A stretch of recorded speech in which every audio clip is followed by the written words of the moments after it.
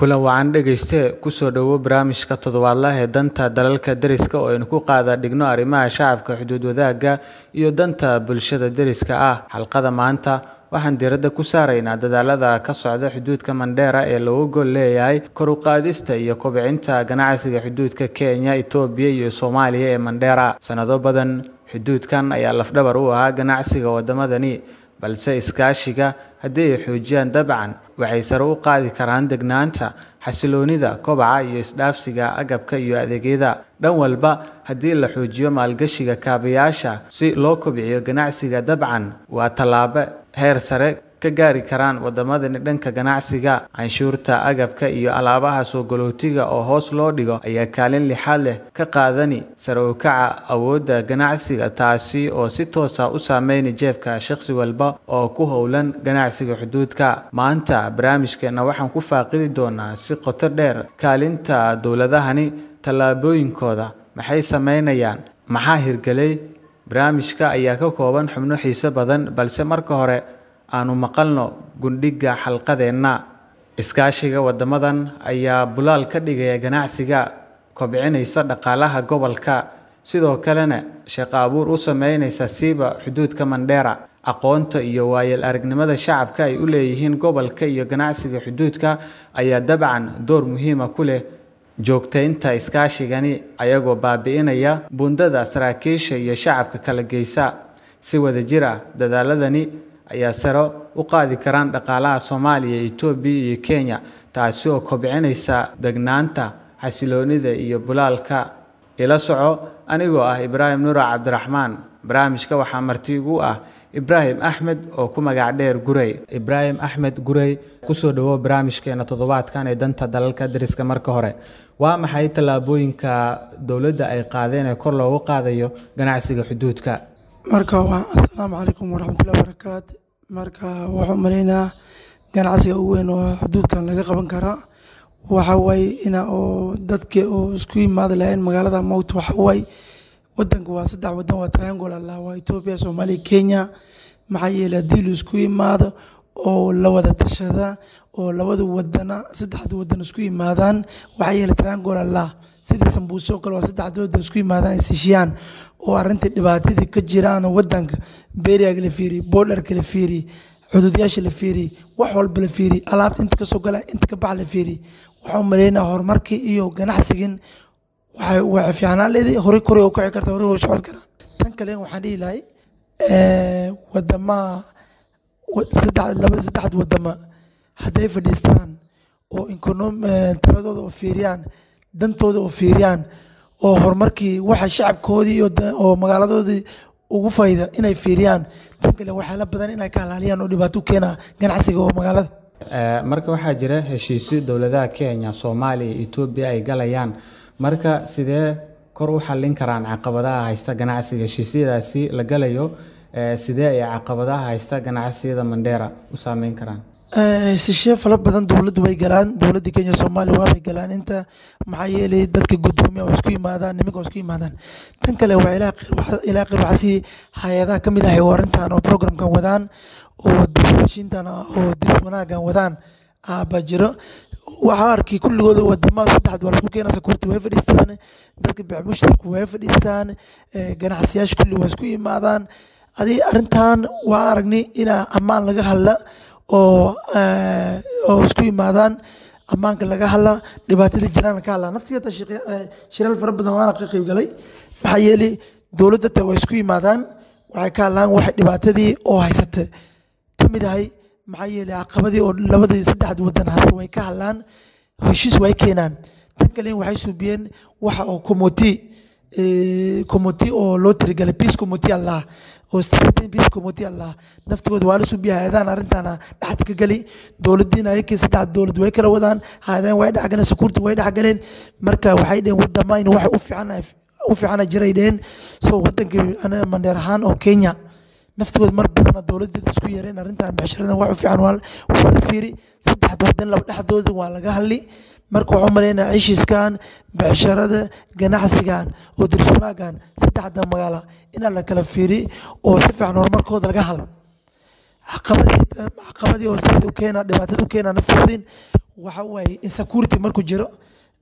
dhibaatadan labada wadan ganacsiga markay dib u yimaadayeen arintan caqabadaas dhibaatada zaid jirta taas waa mar ganacsiga wax kor u kaca labada wadan beeriyagooda yeelan dhibaatada jiraan hadana dhaxdood ka lahayn wax walba toosayn dadaalo noocee ah ayaa lagu wanaajiyaa amniga xuduudda taasina sidee u saameynay ganacsiga xuduudda halka waxa waaye dadaalka la muujin kara oo dowladnimada oo wadanimada la xoojin kara waxa waaye caqabada fasal la qabo insecurity haddii security laga heshii oo la heshii oo la fadhiisto dhibaatadii waxa ganacsiga u keena laga helo wadama saddex wadan ay ka hadlaan oo arintan ogaadaan markaan way keen karaan tan kale waxa dhibaato u keen kara ishis la'aanta oo labadii wadan oo dadka isfaam waayeen ganacsigan si kale u kala socdo oo adana canshuursiga kor la qaada oo dhibaato keenta marka laakiin wadamada waxa ka dadaalaan hadda Suudaan oo dadweynaha kamid ah heshiiska oo zaid lagu dadaalay oo la wada waxa lagu xoojin lahay waxay caqabad u keen lahay first waa security second waa economic oo alaabtan oo goodsgan oo smuggling lagu soo gelinay oo dadka la leeshineen oo meel walba lagu soo gelin karo oo inta laga gelina meel laga gelina oo droogada la soo gudbina waxa kale la keen kara yaa dhibaato keena laakiin marka la xoojiyo arintan dhan in la fadhiisto wax dhibaato u keena maxaa way in laga hadla peace community security economy dadkii oo bixi mushtaraka ganacsiga isku yimaad karaan waxaan kulli wadada isku noolin sector waa tan kale waxa dhibaato u keen kara oo dawladda dhibaato u keen kara waa wax oo la isku heshinin oo talaabada la qaad kara oo adoo ganacsiga oo dhibaato u keena taasina laga ilaaliyo marka doorka AU iyo ururada kale ee ka caawinta wadamadan ganacsiga xuduudda AU Africa way ka leen through IGAD maxay yeeli IGAD jirta oo Ethiopia Soomaaliya inta la isku keen waa aragni ganacsiga xaq la aaday oo xaq laga hadlay inta laga hadlay nimankan diris wanaagana way dhaxgalaan AU support way in African Union through IGAD ay isticmaalaan maxay yeelay waxay dheen wadaman African connectivity laga rabaa AU waxa ka dadaalayeen African Union ka waxa ka dadaalayeen in wadaman oo isku furnaadaan ganacsiga wadaan oo beerag dhibaatada jiraan hatta waxa way hadda taaragtay jidkoo jira gateway road la subinay oo tamak road oo inta mara doolo in laga soo qaday laga soo laab wadaman naalada waa horumarka Afrika hadda ka daba jiraan hatta taraado marka shirkooda dhageysanay AU African Union ka waxay rabaan wadaman in ganacsigoodii xoojiyaan ay rabaan inkastoo Afrika dhan laakiin East Africa kamid ah Ethiopia Somalia Kenya AU African Union hadda inta wajoon through IGAD isticmaalaan waxay oojinayeen becsharada ganacsigan insecurity developmentgan jidka road caqabadan oo dhibaatadan Afrika ka jirta inay ka bixiyaan ku jiraan ay ka talaabay ku jiraan marata inta way maadeen Mandera niman kamid ahay ata waxay dheen inaan oo Ethiopia Somalia Kenya connectivity in terms of jidka road gateway roadgan beecmushtarka sidii guud oo horumarkan gaajidan abaartan dhibaatada lagu jirto lagu bixilay aykii way ku tala jireen shirkan far badan way qabtaan African way qabtaan kamid ahay oo ganacsigan sidii lagu halilaay way maadan IGAD isticmaalta kamid ahay is wanaagan African waxaan dhan way wadaan arintan talaabadeed lagu jiraa sidii oo shirkan oo amaan dhinaca amaanka lagu xoojin lahay maxay yeelay amaan hadii jirin bixishar ma jiro ganacsi ma jiro shirkan way qabtaan waana wadaan sidee ay u saameysaa wadamadani kala duwanaanta mowqifka iyo kala go'a ganacsiyada xuduudka Mandera waxa mowqifku waa kala duwanaan karaan maxay yeeli wadankan Soomaaliya waxay dhigi karaan kisto yar waxa way dhibaat alaabta inta lagu gudbina ama laga xiri kara maxay yeeli mood security naftigood marmar alaabtan ay kala xilinayn mar dhibaato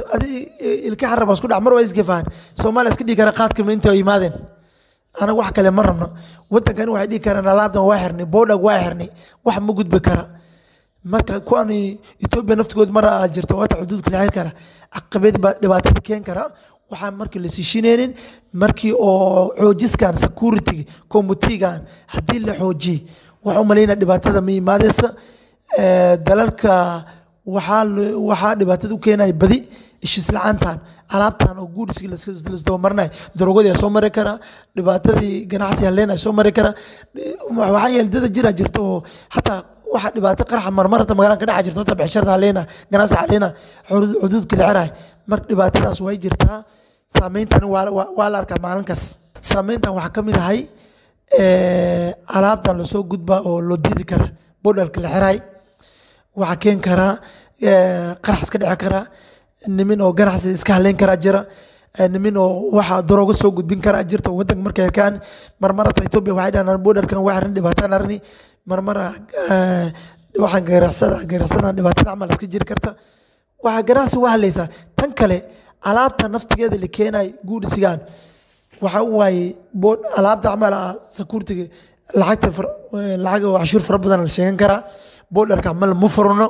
isma galay noqon karta dhibaato ganacsi way keenaysaa marka waxaan ku dadaalahay borderation si lagu furo lahay waxaan oo imaad lahayn nimankan taxiga imaad lahayn arrintan caqabada fast waxa keena insecurity tan kale devolutiontan lack of oo bal kale economic planning oo beecsharadan oo la subinaynin ninay maada maanta raashinka darab kor iska qaad kara marka taxigan fara badan keen kara waa maxay guusha dhaqaalaha ee ka dhashay wanaagga xiriirka Soomaaliya iyo Kenya iyo Ethiopia to waxaan arkaynaa guushii ganacsiga waxa way dhinaca Ethiopia kwanza way ka dhalatay si fiican guusha Kenya ka leeyahay Ethiopia waxa way alaabta si fiican loo soo gudbiyaa caqabad la'aan alaabta dhinaca way aadaan isha si fiican way jirtaa laakiin dhinaca Soomaaliya kastoo yara guushigooda oo dhinacan oo Kenya alaabta waa la soo gudbiyaa waa la keenaa laakiin dhibaatadii oo guusha Kenya ka heleen ganacsi way kala socotaa ganacsiga way kala socotaa guusha alaabta way keenaan alaabta Kenya dhinacaas way aadaan ganacsi waa la kala gataa laakiin ganacsiga sidii xoog saas lama saarin maxay yeelay dhibaatada wax keenay markay security la'aanta jirto dhibaatada way jirtaa guusha waa heleen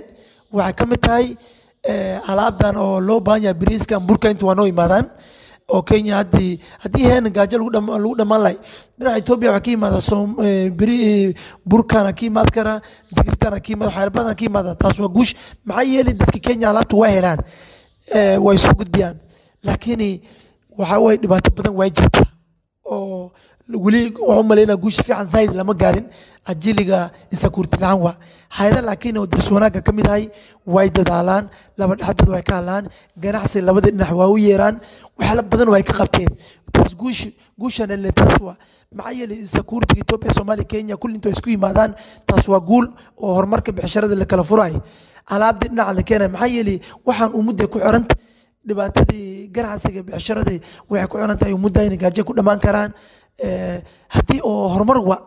waa guul kale oo niman raashimo helaan dadka wax helayeen waxa la kala gadanay marka waxa way zaid wax saamo u keena insecurity la'aantan guush zaid lama gaarin laakiin hadda waa la sii dadaalaya markaan guul way jirtaa hay'adaha laba dhaxdooda ka hadlayn ganacsigan security naftooda kulli way fadhiistaan marka haddii ay wax badin la xoojin lahay guul zaid sii gaar leene kobaca ganacsiga xuduudda iyo hergalkiisa sidee u abuurtaa shaqo waxa way waa taas waa runtaada maybirada waa la guuleysan karaa tan kale ganacsi waxa way waa becsharo haddii becsharada beeriyaga laga saar wax dhibay waxay haleyna xuduudan haddii laga saar waxyaalaha caqabadiyo haysata nimankan becsharka maxaa way 1 2 3 haddii la sheeg oo dhibaatadan la istaaji alaabtan oo si fiican soo gala oo cashuurtan oo laga yareey cashuurta farba maanta waa la soo kacay Allah birisko 4,000 Allah dadka umudi marka waxa keenay umudi profitiga badanaana gaajida badanaana dhibaatada badanaana lacagta umudi jeef ku jiraan kulli lagu laabana maxay yeel miskiinimada hoos u dhaxa marka waxaan dhiileynay ganacsigan securitygan fara badan oo gaariyaal la wato in la istaaji oo boodhagan si fiican corruption yaashan la istaaji boodharkan la furo alaabta si fiican soo geli ama boodhag si fiican la xira ama alaabtan loo furo maxay yeeli markaas waxay noqon economic empowerment ay mada youth way shaqeysan karaan women way shaqeysan karaan dhalinyaradu way shaqeysan karaan hadaba empowerment opening business economic leedahay Ethiopia Somalia Kenya waxa umalina poverty-ga yeerana development-ga badanana empowerment-ga badanana program-ga badanana maxay yeeli the country kwanza alxamdulillah dhiileen laba qof wadan oo Mandera Ethiopia ma Soomaaliya oo saddex wadan ku carirsan haddii ammaan la heli lahay security laga bixin lahay waxa maleena guul fiican la galay horumarku la galay shaqo abuurku ay maad lahay maxay yeelay dhibaatadii zaid dadkii hasta security waa haddii labadii wadan ka heli lahayn security oo la xooji la bixi waxaan maleynaa sidaad China iyo hadda fiiri nimankan waa isla shaqeystaan dhalinyarada horumar ay gaareen marka waxaan dhihi lahaa dhax Soomaali zayd aan u sheegi lahay maxaa yeelay waxa la dhibaatada borderka ka jira in la dagaalamtiin waxay horumarkii becsharada kor loo qaad xashuurta la yareey corruptionka la yareey waxa dhan la yareey waxaan maleynaa horumar la sii gaaraa amaana imaada waxa imaada laakiin meel oo peace jirin uma imaadayn tan kale waxaan ku dada aan zayd ka halilahay oo ku maad xalilahay hay'ada kamid ah Vopa Women for Peace nimankan hakofkan afwe nimankan oo ICT kala arintan zayd nimankan xoog saareen dhinaca ICT sidii oo la siilay Vopa wuxuu ka hadlay sidii oo maaragtay becsharada sir loo qaadilay Women for Peace aswa peace committee jirto security waxa dhan haddii la xoojiyo arrintan hay'adahan kulli ka hadleen oo support lagu siilay oo haddana odayaashii saddexda wadan isku yimaadeen security isku yimaadeen waxa u maleynaa horumar helileen ganacsiga uu fiicnaan lahay tan kale becsharada hore loo qaadilay nin walba waxa u maleynaa economic empowerment waa the best business hub Ethiopia Soomaaliya Kenya noqon lahayd dhibaatadan kulli la istaajin lahay waa tahay saameyn noocee ay ku yeelatay shacabka iyo bulshada Mandera ganacsigan xuduudda saameyn badan way ku yeelatay maxay yeeli at example Mandera ku sheega maalin hore waxa jirta magaalada dhexdeeda qarax ka dhexay bolar dhan la xiri wiigo dadku waxa la xun way maxay yeeli saameyntu waa imaadi hal qof waxa haleyna wixii dhan becsharada magaalada dhan ay haleyni dad amal security keena becsharada waa saameyni hay'atan kale in cashuurta fara badan becsharada ay saameyni labada saddexda wadan maxay yeeli becsharadoodii si fiican soconi marka arintan waxa maleena business kayn waa the most strong wa hadda waxaan hoos u dhaxani oo dhibaato zayd ka jirta waxa way smuggling ka fara badan corruption ka fara badan dhibaato fara badan becsharadu saameyn badan ay leedahay anu waxaan ilaa waxaan beeriyagan aska saar becsharada kor u kacay had for example maanora Mandera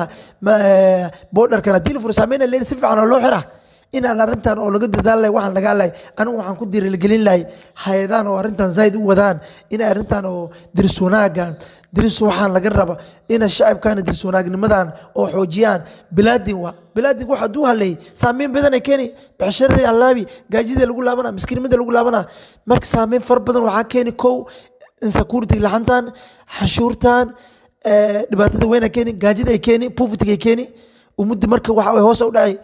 marka waxaan dhiilayni xaqabadan la haysata ana kale iska qaad karna waxay dhibaatadina la xooji nin walba meeshiis joog inuu wadin iska diga oo alaabdi badacada laba saddex wadan u soo kala galay oo kala fiiriyaan saameynta qabna boodasho way xiran yihiin in si fiican la furo lahay waa maxay caqabadaha ugu weyn ee haysta ganacsatada xuduudda Mandera caqabada zayd haysata Mandera wax kamid ahay dhibaatada Mandera caqabada zayd haysata Mandera kamid ahay waxa way insecurity wa tan kale in waxa way lack of empowerment becsharada horumar ma jira maxay yeeli economic waxa way becsharada dii maqash ganacsiga waxa way ummadii markay business fara badan haystaan shaqada haystaan wax haystaan zayd noqon leeyahay caqabada zayd becsharada haystaan si ay sheeganayeen ganacsiga fara badan marka shirka isku jirno waa borderyaashan oo saddexdan xuduudka oo maxana alaabtan taxiga la saaray cashuurtan zayd laga dhigay alaabda la soo galay oo dalra mar la reeba alaabtan oo cashuursaneen wax la far badan waa bic musharka Mandera waa hasta caqabada zayd haysatan waxa way wada shaqeyn lahaanta far badan ay ka jirto maxay yeeli hadii wadanka Soomaaliya ma dadka iskifaan ma becsharada ka xirma caqabada zayd haysataas waa tan kale waxa way lack of empowerment wa development hadii jirin caqabada waa haysataa marka waxaan dhiilayn generative hadii economic la siin lahay hab la siin lahay program siin lahay wax walba way toosi caqabada zayd Mandera haysat kamid tahay waxa way transportkii iyo development jidka hadii jirin moota caqabada way keeni markaan horumarkan koronto la'aantan istimar la'aantan caqabada zayd haysat development la'aantan economic la'aantan beecshar lacagta Mandera kuma jirto network la'aantan fara badan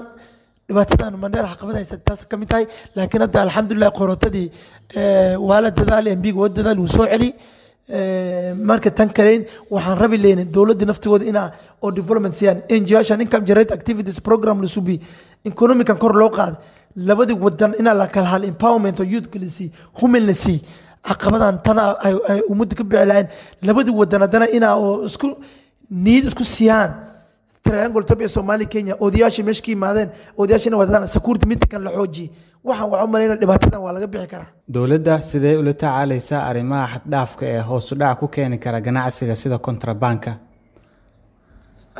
waxa way inaan la dagaaltamo way fiican tahay ku durbaanka zaid dhibaatadu keentay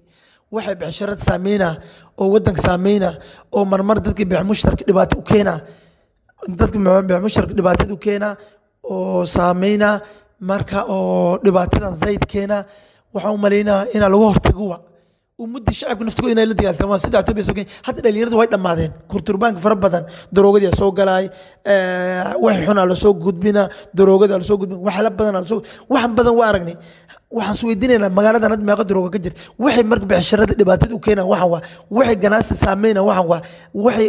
alaab xun la soo gudbina inta la keena lagu qabana bixisharadii labada wadan keena waxaan ilaa marka business committee security odayaashii wadama saddex geesilood ki maaday shir fara badan waa ka qayb galnay hay'adaha dirsoonaaga oo zaid horumar siinayeen oo dirsoonaagan oo ka mid yihiin VOPA Women for Peace afwen hakoofka nimankan hadda oo development la si nimankan hadda waxay la badan ay kaaleen especially VOPA iyo Women for Peace programmer fara badan ay ka qabteen waxay kaaleen wadama caqabad u keena sidii alaaba xun laga reebi lahay waxay soo galay alaabta soo galayeen tan kale security tan kale hata waxay ku dadaalayeen vulnerable sidii labadii wadama sidii horumarka ganacsi kor loo qaadi lahay oo dhalinyarada la siin lahay dumarka la siin lahay oo haweenka la siin lahay sidii loo kor qaadi lahay ganacsi saddex wadan improvement keenay waxa u maleynaa diris wanaag shaqada ay wadaan shaqo fiican shaqada labada wadan hadda waa isku soo dhawaadeen labadii saddexdii wadan waa isku soo dhawaadeen waana isla shaqeeyaan marka waxa loo yar oo beerag dhibaa jirta marka caqabadii hadda dhibaatadan daroogadan asmagel inaas ka reebno waxa wadanka soo galay inaan ka reebno waxyaalaha xun waxa dhibaatada wadanka ku keena inaan ka reebno saddexda wadan security-gooda iyo peace-gooda inay la dadaalaan oo arrintan ka shaqeeyaan oo horumarka ummadayna oo ka dadaal maxaa yeelay dhibaato ma fiicana marka wadama saddex wadan isla shaqeystaan waxaan dhihi lahayn beerigan iska istaajina aad kareetaasha alaab la soo saara waxaan dhan inaad iska fiiris ganacsiga inaad la xooji peace la fiiri security la shaqeey dadka ganacsi isla shaqeeyaan si loo ogaadaan odayaasha saddex wadan isla shaqeeyaan Mandera caqabada badan oo ganacsanimada ugu haysata oo dhibaatada Mandera ka haysata tan kale wajid la'aan maxaa yeelay tamaka roodgana daliil islay bixisharadii Mandera kor u qaadi leeday tan kale waxa way lack of financial umudayna shilmaada tajeef kuma astaan tan kale waxa way hadda wadanka waxa way waa la horumaray digital nimanka badi maqaayashan hoteelayashan waaweyn meelaan badi dukaama suuqyaal badi M-Pesa lacag laga baxsadaa tan kale liban M-Pesa laga baxsadaa PayPal isticmaala nimanka bangiga isticmaala mar waxa way network kana mar dhuma mar network mar imaada mar lama mar iska tagaa notification lacag oo dadka loo sheegin hatta waxa ila tasana jira ila network kana iska takara كلين وحواي development العنتن أو مركان هدي أو مقالة أو county كان نفط جودي empowerment وناقل لسين لاي اليرد لسين لاي تذكر لسين لاي حقبة سيد الناس توا development العنوا الحق أو جيف كده تكون كجروا youth empowerment لسين لاي income generate activities حقبة الناس توا حواي development العنوا مقالة كجرتوا مركو وحن إيه لنا رنتا أنا دي أو هايدان أو تكلين أو رنتا كخبر لاين تكين وانا capacity building وانا زين so development كنا حقبة العنتن تنا مندرا كنا security dhibaatadan security ganad mar waxa la sheeg kara mar qaraxa dhacay mar inta dhacay caqabadan zaid bixisharadu keena taas wax tan kale wax marka roobka imaada jidka lacantan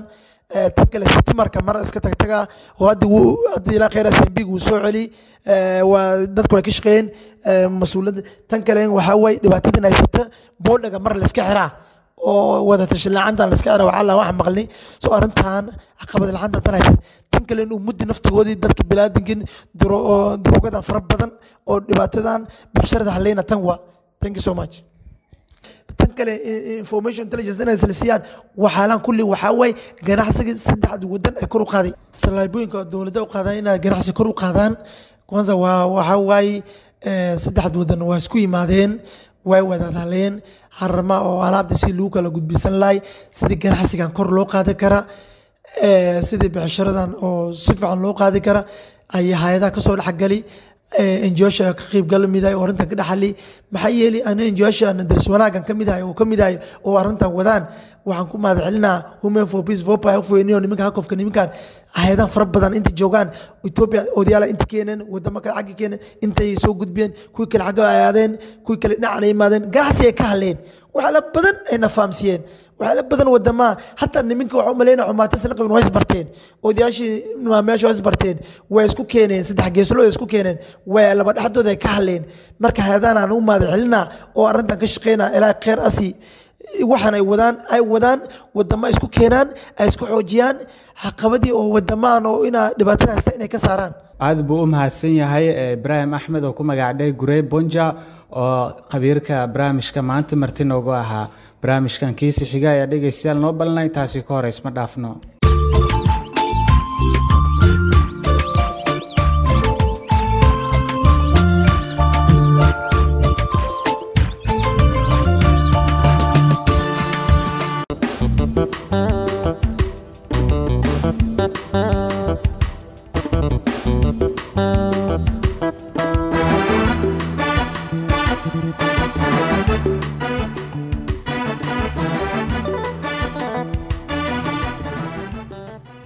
hagaag dhegeystayaal kulan wacan mar kale barnaamijkaasi ayaan u sii soconaya waa adii dhegeystayaasheena qadadkan u furi jirnay barnaamijka danta dalalka dariska haddaba su-aalaheena miiska inoo saaran ee dhegeystayaasheena barnaamijka nagala qaybgeli karaan maanta wuxuu noqonayaa muhiimad intee dhan ayuu leeyahay ganacsiga xuduudka Kenya Soomaaliya iyo Itoobiya iyo Mandera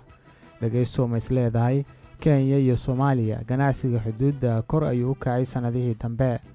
waa maxay faa'iidooyinka laga dhaxli karo kor u qaadista ganacsiga xuduudda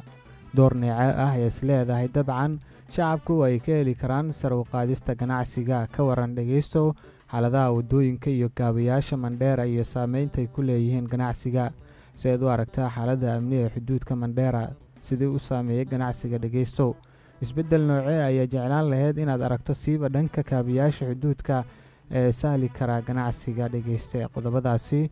iyo su'aalahaasi ayaad barnaamijka nagala qaybgeli kartaan adinkoo soo beegsanaya eber 720 eber 434 eber 9 eber 640 eber 72 mararka qaarkood xitaa sida uu ka dhawaajiyay Gurey dhegeysto waxaa jira network Mandera iska tagaya saameyn ma ku yeelan karaa is leedahay ganacsiga Mandera gaar ahaan ganacsiga M-Pesa iyo waliba ganacsiyada kale lacagaha dhegeystayaal la isku diro adeega digitalka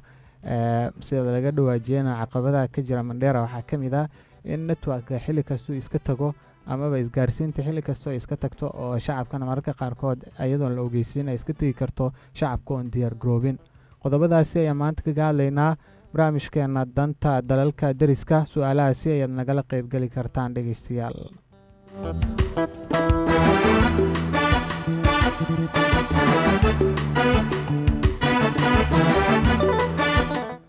saaxiibada ugu horeeya ee barnaamijka nagala qaybgalaya ayaan fursadaha u siin doonaa si ay nagala qaybgalaan ee barnaamijka danta dalalka dariska iyo su'aalaha miiska inoo saaran iyo waliba qodobkaasi aad soo dhegeysateen muhiimad intee dhan ayuu leeyahay ganacsiga xuduudka Kenya Soomaaliya iyo Itoobiya ee Mandera dhegeysto ma is leedahay Kenya iyo Soomaaliya ganacsiga xuduudda kor ayuu u kacay sanadihii dambe waa maxay faa'iidooyinka laga dhaxli karo kor u qaadista ganacsiga xuduudka door noocee ay is leedahay dabcan shacabku way ka dheeli karaan sar u qaadista ganacsiga Mandera ka waran dhegeysto xaaladda wadooyinka iyo kaabayaasha Mandera iyo saameynta ay ku leeyihiin ganacsiga su'aalahaasi ayaa miiska inoo saaran waxaad naga soo wici kartaa eber 720 eber 434 eber 9 hormuudku waa eber 6 eber 72 waxaan ahay Ibraahim Nuur Cabdiraxmaan Ibraahim Yare oo ah laba barnaamijka idila socodsiiya saaxiibayaal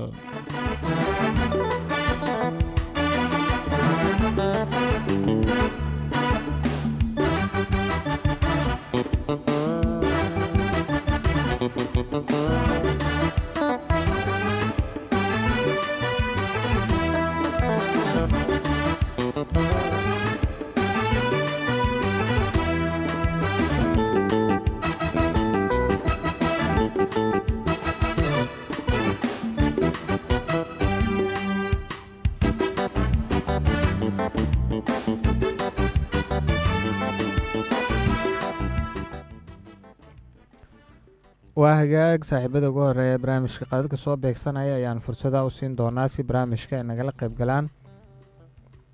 eber 720 eber 4 34 eber 9 eber 6 20 eber 72 waa qadadka tooska dhegeystayaal door wanaagsan ayaan idin leeyahay meel walba naga dhegaysanaysaan. ganacsiga xuduudda Mandheera ayaa maanta ka hadlaynay Beled Xaawo iyo Suufta. su'aalaha miiska noo saarana waxay kaliyihiin muhiimad intee dhan ayuu leeyahay dhegaystow ganacsiga xuduudda Kenya, Itoobiya iyo Mandheera. misleedahay dhegaystow Kenya iyo Soomaaliya ganacsiga xuduudda kor ayuu u kacay sanadihii dambe. waa sidee ganacsiga xuduudda? caqabado miyay ka jiraan? caqabadahaasina sidee loogu gudbi karaa? waa maxay faa'iidooyinka laga dhaxli karo kor u qaadista ganacsiga xuduudka? door neeca ayay isleedahay shacabku way ka dheeli karaan sare u qaadista ganacsiga Mandheera. nagala qaybgal dhegaystow adoo soo beegsanaya fadlan qadadka tooska idaacadda eber 720 eber 434 eber 9 eber 6 eber 72 waa qadadka tooska. dhegaystaha ugu horeeya ee barnaamijka ayaan iminka fursadda u siinaya. halo walaal soo dhowo magacaaga halka ku sugan tahay? waa dhowahay Ibrahim oo ku salaamay. waa ka qaaday saaxiib sare. waa Cabdiraxmaan oo jooga dhankan iyo Gulungufu. waa tahay Cabdiraxmaan oo si aad u aragtaa barnaamijka iminka soo dhageysatay su'aalaha miiska noo saaran hadda u gud gasho. horta Ibrahim horta barnaamijkan barnaamij aad iyo aad horta naga maqnaa weeyaan. haye horta hal dhankan iyo horta xuduudka dal waxaa la jiray dhankan iyo markaan baashirada aan ka hadalno. horta waa aad iyo aad u wanaagsan tahay. waa tahay markaan waxaan dhihi lahaa dadka halkaas soo intaas in ka badan. waa tahay intaas in ka badan joogtaa keliya aan dhihi lahaa. waa tahay marka ma isleedahay ganacsiga xuduudda sare ayuu u kacay sanadihii dambe? sare u kacay aad iyo aad. haye waa tahay xaaladda wadooyinka ka waran Mandheera? wadooyinka Mandheera horta way wanaagsan yihiin inta badan qaar hadda sida bil sheegay horta madaxweyne Ruto yiri waa la dhisay yiri. waa tahay qaarna waxa la jirto waxaan rabaa sida Mandheera camal ay tigaal barta laamo dhiga sida ilaa iyo Ramo laamo laga dhiga. horta madaxweyne horta hadalkiisa sidoo ku dhawaajiyay waxaas dhayeen markaas wax ay walba yeer kara. waa tahay marka waxaan dhihi lahaa intii markaas si xoojiyo ilaa iyo Nairobi wadooyinkaas oo markaas la wada hagaajiyo. waa tahay Cabdiraxmaan aad baa u mahadsan tahay. aad buu u mahadsan yahay sida qurxoon barnaamijka uu kaga qayb galay Cabdiraxmaan. waa kaga mahadnaqayaa qodobo muhiim ayuu ka dhawaajiyey oo ay ka mid tahay dhismaha wadooyinka kaabayaasha dhaqaalaha uu ka dhawaajiyey madaxweyne William Samoei Ruto. wuxuu leeyahay haddii wadadaasi la dhiso ganacsiga Mandheera waxaa laga yaabaa inuu sare u kaco ayuu leeyahay dhegeystahaasi. aad iyo aad buu u mahadsan yahay. dhegeystayaasha kale ayaan barnaamijka fursadaha u siinaynaa. barnaamijka danta dalka dariska ayaan ku guda jirnaa dhegeystayaal. doornimada maantana waxaan kaga hadlaynay arrimaha ganacsiga iyo sidii sare looga qaadi karo ganacsiga Mandheera, Beled Xaawo iyo Suufta. su'aalaha miiska noo saaran dhegeystayaasha nagala qaybgeli karaanna waxay yihiin muhiimad intee dhan ayuu leeyahay ganacsiga xuduudka Kenya, Soomaaliya iyo Itoobiya ee Mandheera. ma isleedahay dhegeystow Kenya iyo Soomaaliya ganacsiga xuduudda sare ayuu u kacay sanadihii dambe? waa maxay faa'iidooyinka laga dhaxli karo baad isleedahay dhegeystow kor u qaadista ganacsiga xuduudda? door neeca ay isleedahay dabcan shacabku way ka dheeli karaan sare u qaadista ganacsiga Mandheera. dhegeystow ka waran xaaladda wadooyinka iyo kaabayaasha Mandheera iyo saameynta ay ku leeyihiin ganacsiga, ayadoo madaxweyne William Samoei Ruto uu sheegay in la bilaabay dhismaha wadada Isiolo ilaa iyo Mandheera oo iska xirta 745 kilomitir. madaxweynahana shalay tuu ka dhawaajiyey ilaa iyo 7 waa tahay qandaraaslayaal loo guddoonsiiyey mashruucaasi. halo FM walaal soo dhowo magacaaga halka ku sugan tahay? waa Maxamed Itoobiya oo ku sugan gudaha waddanka Itoobiya. waa tahay Maxamed Itoobiya oo soo dhowo muhiimad intee dhan ayuu leeyahay ganacsiga Mandheera, Suufta iyo Soomaaliya, Beled Xaawo? maasha Allah arrintaan ka dhawaajisay ganacsiga saddex geesoodka Suuf, Mandheera iyo Beled Xaawo. waa ganacsi aad iyo aad midkaana xooyan weyn oo midkaana xooyan faa'iidana wata faa'iido darrana wata magac. waa tahay wax kasta faa'iido lehna midkaana waxa weeyaan faa'iido darrana midkaana xooyan meesha way soo galayso waa sometimes soo gashaa. marka ganacsiga waa ganacsi weyn waayo Mandheera hadda la dhahaa ومقالة متقنا وحويان مانتا حد له إثيوبيا وكينيا صوماليا أنا ما قرأت واتاي وأنا مقالة وين أو مانتا كينيا مركل مانتا لو حسابتهم واتاي يوسف هاي تاير متقنا وحويان إثيوبيا نفس سوف فايد وين يكون خطأ مالا متقنا وحويان دار لجهل مدارة متقنا لا ولا جهل يمكن عشان لجهل إثيوبيا كينيا ما تصوف وصومر ما قرأت هاي والله سجاشنا سكرت متقنا وحويان كينيا أنت بدل ما قلت حالة ولا صوتها مركل متقنا سوف وحيقوم ما دبلت حوايقوم ما دبلت متقنا وحويان كيف هو يوسف واتاي إيو محي هذا شميتذا إيش ميدada marka inta weyn ay u tahay marka mtaqana waxaan man dara iyo mtaqana waxaan dara isha dhaqaalaha isha luwaay atana wadamada diriska mtaqana soo fi balad xawsid toos labada dalka soo joog kasoo kala joogsid toos ay u faa'iideysay madara atana mtaqana kana soo socdo ilaahay mkiis mooyaan mtaqana waxaan waa arkay isku shireen kartaa waa tahay saaxiib marka mis leedahay Kenya Soomaaliya iyo Ethiopia ganacsiga xuduuda kor ay u kacay sanadihii dambe maxay kula tahay adiga ها وهذه horta runta waa sax kor waa ku caysaa oo mtaqana baaba isha lagu walahayaa waa mid madaxweynaha maanta mtaqana waxaan isaga mtaqana Mandera habeen u barido maani marka waxaan isha lagu walahayaa waa xad meesh waa xuduud mtaqana waxaan xuduudaha mtaqana waxaan dhaqaalaha xadka isha lagu walahayaa oo way sababtoo wadamada waa soo fududeynaysaa Mandera biximaan imaadan mtaqana waxaan soo moogara وحمان صوفي ما مدارة ما ممكن واحد برد حاول ما صوفي مدارة المكة ويا سوقارا نو أكبر من اسمه وقرا وحوي ضد ودد ولا كله أو متقنا يصير دايستي ومركان كول اليوم كان عيان دحا وار مدور كم يقول صدان مركان لكن مد دواسة جرتنا وحياته متقنا كان دمشق بونتم مسارنو أو شغلات كيف أقرب فاطمة مركان كان عصيق عصيق وحده قدني ما أنت كليه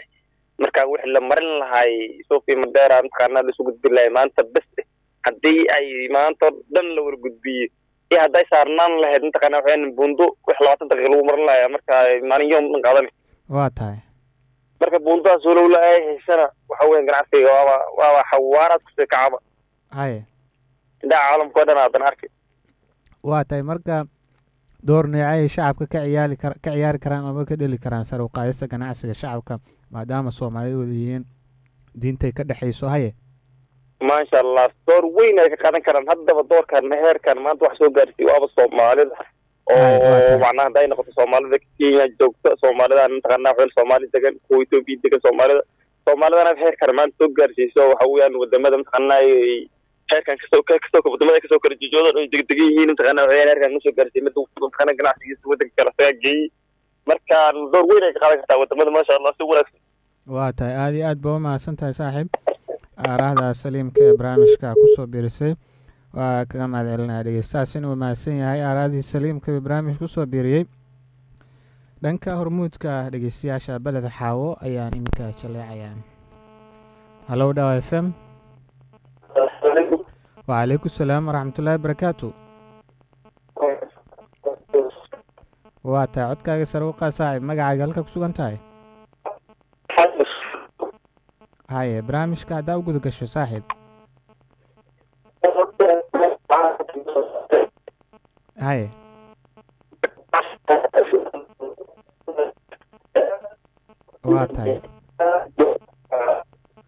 واتاي عد كاجا أد بوه سيا هاي واتاي لقيستها waxaa moodaa in qadku naga soo wacayo aad u hooseeyo marka la isku soo day ayaan leenahay adoo naga soo wacay eber 20 eber 4 34 eber 9 hormuudkana waa eber 6 4 eber 7 barnaamijka danta dalalka deriska ay dhageysanaysaan nagala qayb gala ayaan idin leenahay muhiimad intee dhan ayuu leeyahay ganacsiga xuduudda Kenya Soomaaliya iyo Ethiopia ee Mandera dhageyso misleedahay Kenya iyo Soomaaliya ganacsiga xuduudda sare ayuu u kacay sanadihii dambe waa maxay faa'iidooyinka laga dhaxli karo kor u qaadista ganacsiga xuduudka dhageysto door neecay ay isleedahay dabcan shacabku ay ka dheli karaan sare u qaadista ganacsiga Mandera Hello Dawa FM waa socdaal marna farad tadbiin qasha waa tahay hadda si wanaagsan ay ku maqlaa saaxiib socdaal qoran ayta saddex geesoodkan ganacsigooda aad buu kacay sanadaha u dambeysay waa tahay sare ayuu kacay haye inta badan hadda alaabaha iyo bagaashada nooc walba waxa weyn oo dhinaca Ethiopia ay kasoo gudbaan haye marka waxyaalaha ugu muhiimsan oo la rajeynaya waxaa ka mid in boonda ay weliba ay hesho si ay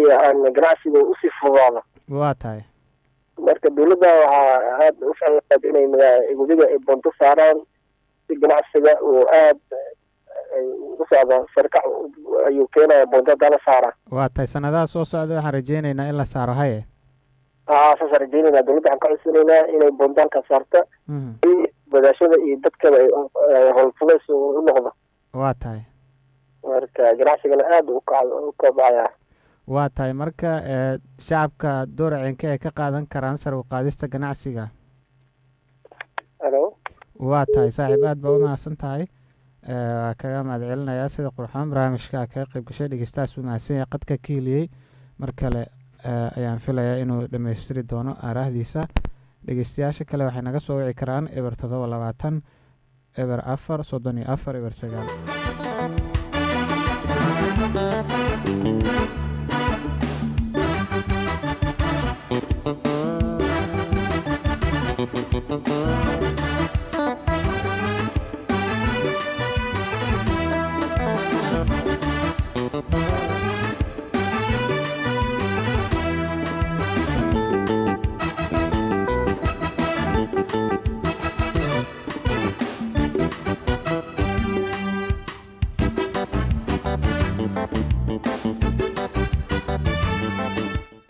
hagaag idaacadda dhaawac FM ayaa naga dhegeysanaysaan qeybii dhexe ee barnaamijka danta dalalka dariska ayaan dhegeystayaal soo gaarnay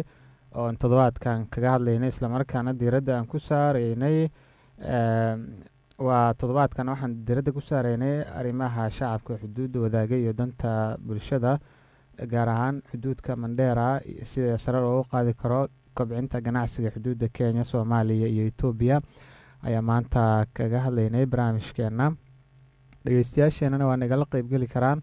waxaana dhegeyso seed u aragtaa ganacsiga xuduudda Mandera iyo Beled Xaawo iyo Suuftu muhiimad intee dhan ayuu leeyahay ganacsiga xuduudda Kenya, Soomaaliya iyo Itoobiya ee Mandera. dhegeysto ma is leedahay Kenya iyo Soomaaliya ganacsiga xuduudka kor ayuu u kacay sanadihii dambe. waa maxay faa'iidooyinka laga dhexli karo kor u qaadista ganacsiga xuduudda? dhegeystow door neeca ay is leedahay dabcan shacabku way ka dheli karaan sare u qaadista ganacsiga Mandera. ka waran xaaladda wadooyinka iyo kaabayaasha Mandera iyo saameynta ay ku leeyihiin ganacsiga, iyadoona dhowaan madaxweynaha waddanka oo ballan qaaday in la dhisi doono waddo weyn oo isku xirta Isiolo ilaa iyo Mandera. dhegeystayaal mashruuca wadda lagu dhisayo oo ka kooban 745 kilomitir see u aragtaa xaaladda amniga xuduudka Mandera sidii ayuu u saameynayaa ganacsiga? isbedel nooce ayaad dhegeysto jeclaan lahayd inaad aragto siiba dhanka kaabayaasha xuduudka ee sahal ka dhigi kara ganacsiga iyadoo caqabadaha mararka qaarkood laga dhawaajiyay ka mid tahay dhanka isgaarsiinta oo xilliga rabto ay tegeyso lana shacabkana lagu wargelinayna sida uu ka dhawaajiyey khabiirkii toddobaadkan barnaamijka noogu martida ahaa ee Ibraahim Cabdulaahi Gure. waxaa naga soo wici kartaan eber 7 eber 4 34 eber 9 hormuudku waa eber 6 4 eber 7.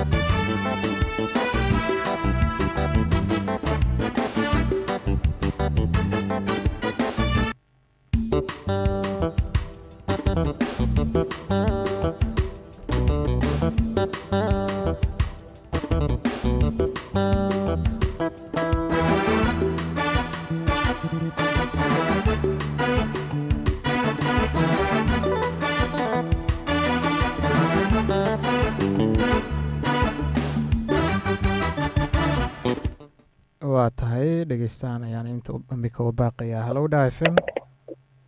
Hello Dhaa FM. saaxiib soo dhawow, magacaaga halkaa ku sugan tahay? dhegeystahaasina qadka ka heliyay mar kale barnaamijka kasoo qaybgal ayaan leeyahay. aad iyo aad buu u mahadsan yahay.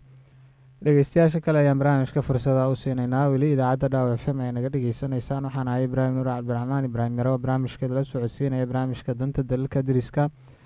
oo toddobaadkiiba mar aad dhegeysataan. waxaana alaaba aynu kusoo qaadanaa markaasi arrimaha xuduudda ee dhegeystayaal. maantana barnaamijka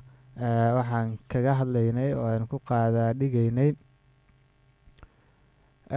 dadaalada ka socda xuduudka Mandheera ee lagu gol leeyahay kor u qaadista iyo kobcinta ganacsiga xuduudda Kenya, Soomaaliya, Itoobiya ee Mandheera ayaan ka hadlaynay.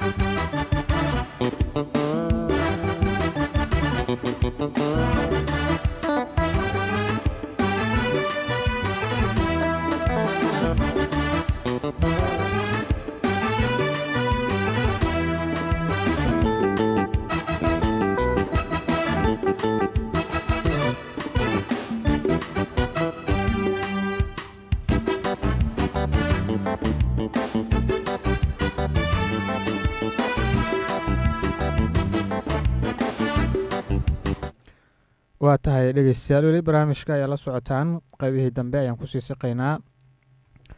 waxaad kaga qaybgeli kartaan qadadka tooska idaacadda ee su-aalaha miiska noo saaran barnaamijka danta dalalka deriskana waxay yihiin: dhegeystow, muhiimad intee dhan ayuu leeyahay ganacsiga xuduudka Kenya, Soomaaliya iyo Itoobiya ee Mandheera? dhegeystow, ma is leedahay Kenya iyo Soomaaliya ganacsiga xuduudda kor ay u kacay sanadihii dambe? waa maxay faa'iidooyinka laga dhexli karo kor u qaadista ganacsiga xuduudka? door noocee ah ayay is leedahay dabcan shacabku ay ka dheeli karaan sare u qaadista ganacsiga Mandheera? ka waran dhegeysto xaaladda wadooyinka iyo kaabayaasha Mandheera iyo saameynta ay ku leeyihiin ganacsiga. sideed u aragtaa xaaladda amniga xuduudka Mandheera? sidee ayuu u saameynayaa dhegeysto ganacsiga? isbedel noocee ah ayaa jeclaan lahayd inay aragto siiba dhanka kaabayaasha xuduudka ee kaa sahli kara amaba ka dhigi kara ganacsiga mid wanaagsan? mashruuc noocee ayaa sidoo kale dabcan mustaqbalka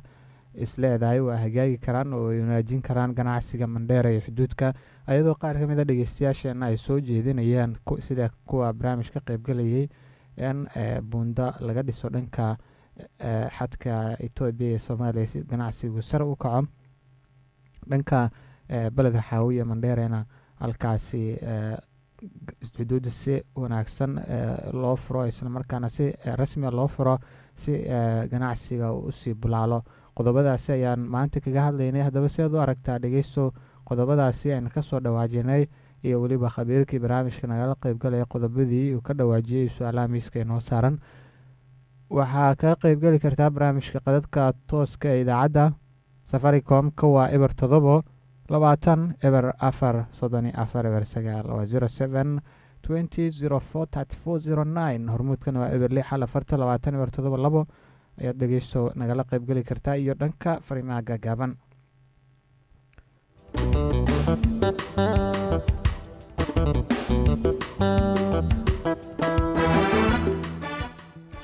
dhegeystaan oo magaciisa kusoo koobay maxamed wuxuu yiri ganacsiga Mandera Soomaaliya Itoobiya muhiimad weyn ayuu leeyahay maadaama shacabka saddexda dal dad badan ay ku nool yihiin oo dhammaan dad Soomaali ay yihiin. muhiimad weyn buu leeyahay waxa uuna si la mid ah leeyahay sanadihii dambe ganacsiga aad buu u kordhay waxaana soo jeedin lahaa in laga shaqeeyo isla markaana la horumariyo buu yiri wadahadallada ku aadan kor u qaadista ganacsiga iyo weliba in bulshada ganacsatada laga qeybgeliyo kulamadaasi si ganacsigu u wanaagsanaado buu yiri. dhanka kale dhegeystaan wuxuu yiri canshuuraha xad-dhaafkana ha la yareeyo ganacsiga sharci daradana si kale lagu xaliyo buu yiri. dhegeystahaasi waa tahay aad buu u mahadsan yahay araadiisa iyo sida uga qeyb galay. halo dhaafan السلام عليكم الله barakaatu aadan oo joogo Mandera aadan saaxiib oo kusoo dhaweynaya Mandera halkee kaga sugan tahay? dhawaa waxaan joogaa meeshaan Marsi oo maqaydada waa tahay aan joogaa la secretary aad baan saaxiib u wanaagsanahay. barnaamijka waa la socdaa Mandera iyo Balha iyo Tubiso wax walba ganacsiga muhiimadu leeyahay iyo faa'iidooyinka laga dhaxli karo. ganacsiga mas'aaladeeda sare ayuu u kacay. waa sidee xaaladda ganacsiga Mandera xuduudda? والله ganacsiga aad u kacay hadda magaalada Kural iyo shaqo aan ka jirtay markaas haye horta Kuralka waxa way horta ganacsiga wax kor u kacay ku sheegay waa tahay horta waxa way roob Allah na jiro waxa way horta ganacsiga kor u kacay waxa way dowladda waxa way horta xariisada markaas haye waxa way horta alxamdulillah dadka mudada soo naarsan leed maqto waa ganacsiga way hoos u dhigay waa tahay waxay oo yaalana waxay ku horaan yaalana ku yaalana laqal dhiga markaas haye marka alxamdulillah dadku waxaan dhilayo soo naarista marka raashin waxay oo ganacsiga kor u kacay waxa way waxaan dhilayo raashinka horaan as yaali wax yaran yaaleen oo aan ogeer taakid oo naarista hoos u dhigan dhilayo markaas waa tahay sabab Allah na ku dhilayo Allah artay ay faansan waa tahay saaxiib waa ku faansanay aadan saaxiib aad baa u mahadsan tahay. ay khayran kurjana aad saaxiibkii daacadna Brian Markin waa tahay waa uu joogaa aad baa u mahadsan tahay. ay khayr baa ma door wanaagsan qoriyaad dhegeystaasi aad iyo aad buu u mahadsan yahay aaraahdiisa saliimka ee barnaamijka oo kaga qeyb galay. aadan ayuu ahaa saaxiibka barnaamijka waa u mahad celinayaa. dhegeystayaasha kale ee fursadaha ayaan fursadaha u siinayaa si ay nagala qeyb galaan barnaamijkeena iyo qodobka maanta aan ka hadlayno ee ku saabsan ganacsiga iyo sare u qaadista ganacsiga xuduudda Kenya Soomaaliya iyo Itoobiya ee Mandera ayaa maanta ka hadlaynay. dhegeysto mas'aaladeeda ganacsiga Mandera sare ayuu kacay. waa sidee xaaladda ganacsiga Mandera? sidee u aragtaa xaaladda amniga xuduudka Mandera? sidee ayuu u saameynayaa ganacsiga? waa maxay faa'iidooyinka laga dhaxli karo kor u qaadista ganacsiga?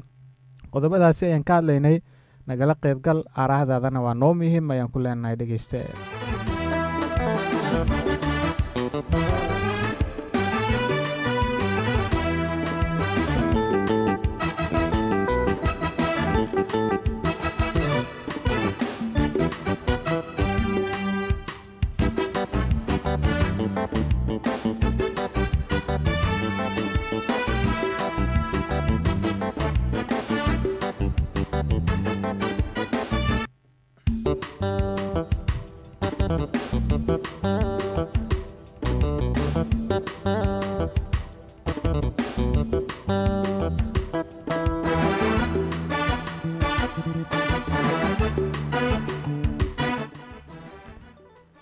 hagaag hagaag dhegeysto kale oo iminka dhanka fariimaha gaagaaban barnaamijka nagala qayb galay ayaan fursadaha u siinayaa. dhegeystahan magaciisa waxa uu ku soo koobay waa Axmed oo ku sugan Geneva. wuxuu yiri ganacsiga Mandera aad buu u wanaagsan yahay inkastoo mararka qaarkood xuduudda la xiro iyadoo bulshada aan la ogeysiinin. dowladana waxaan ka codsanayaa inay xuduudda si wanaagsan u furto si la midana canshuur dhaaf badeecadaha qaar lagu sameeyo gaar ahaan iyadoo ay soo dhowdahay bisha barakeysan canshuur dhaaf dowladdan lagu sameyso buu yiri dhanka waxyaabaha qutul daruuriga sida timirta buu yiri. dhegeystahaasi waa tahay aad buu u mahadsan yahay dhegeystahaasina dhanka fariinta barnaamijka nagala qayb galay. dhegeysto kale oo magaciisa aan soo koobin balse barnaamijka doonaya inaan ka qayb galo wuxuu yiri haddii aan fikirkayga ka dhiibto barnaamijka marka hore waa soo dhoweynayaa ganacsigana aad buu u wanaagsan yahay waxaana ku baaqayaa in la xoojiyo amniga hadduusan amni jirin ganacsi ma jiro oo dowladda waxaa ugu baaqayaa inay amniga xoojiso shacabkana ay la shaqeeyaan si ganacsiga Mandera uu u wanaagsanaado. waxa uu si la mid ah soo jeedinayaa in ganacsiga xilliga habeenkii magaalada ilaa iyo waqti dambe laga dhigo sida magaalooyinka kale ee dalka. wuxuuna yiri ganacsiga xilliga habeenkiina uu soo hagaagaya. dhegeystahaasi waa tahay aad buu u mahadsan yahay inkastoo magaciisa halku ku sugan inala wadaaga dhegeystahaasi araadi saliimka uu barnaamij kusoo biiriyey. waa kaga mahad celinaya. dhegeystaha ugu dambeeya ayaan soo qaban doonaa dhanka fariimaha gaagaaban ee barnaamijka danta dalalka dariska qayb galaya.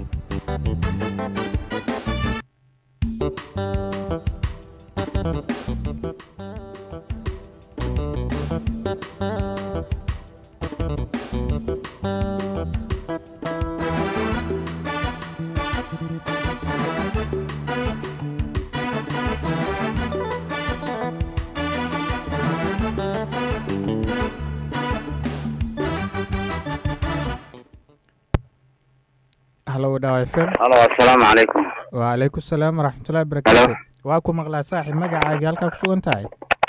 السلام عليكم. وعليكم السلام ورحمة الله وبركاته. هذا عبد الله Mandera بوي. هذا نوصودو صاحب.